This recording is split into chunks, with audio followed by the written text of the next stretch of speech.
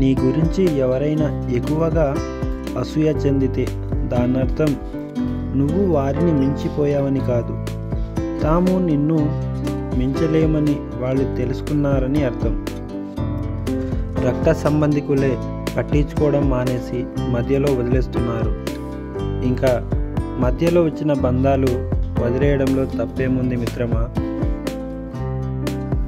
ఎవరో నిన్ను బాధ పెట్టారని వాళ్ళు తిరిగి బాధపడాలని ఎప్పుడూ కోరుకోకు.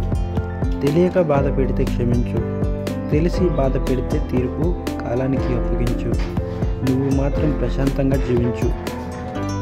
ప్రస్తుత పరిస్థితుల్లో మనం ఒక వ్యక్తిని గుడ్డిగా నమ్మమంటే మోసపోవడానికి సిద్ధంగా ఉండాలి. నడుస్తుండగా పడిపోతే లేపడానికి చాలా చేతులు వస్తాయి. జీవితంలో పడిపోతే ఏ ఒక్కరు ముందుకు రారు, నీకు నువ్వే నిలబడాలి. నీ జీవితంలో ఏది ఎంతవరకు ఉండాలో అంతవరకే నీతో ఉంటుంది. నువ్వు కావాలనుకున్నా వద్దనుకున్నా సమయం వచ్చినప్పుడు వెళ్ళిపోతుంది. అది ఆనందమైన, బాధ అయినా, వస్తువైనా, మనిషి అయినా. మనిషి జీవితమే ఒక నాటకం. నాకు అర్థం కాని విషయం ఏమిటంటే, నా నాటక ప్రపంచంలో అందరిలా నేను ఎందుకు నటించలేకపోతున్నానో తెలియట్లేదు.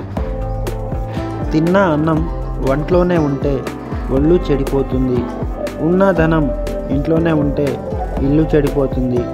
అందుకే నువ్వు తింటూ నలుగురికి తినిపించు, నువ్వు బ్రతుకుతూ నలుగురిని బ్రతికించు. డబ్బు సంపాదించడం అంటే నేలను గుండు సూదితో తవ్వడం లాంటిది, చాలా కష్టం.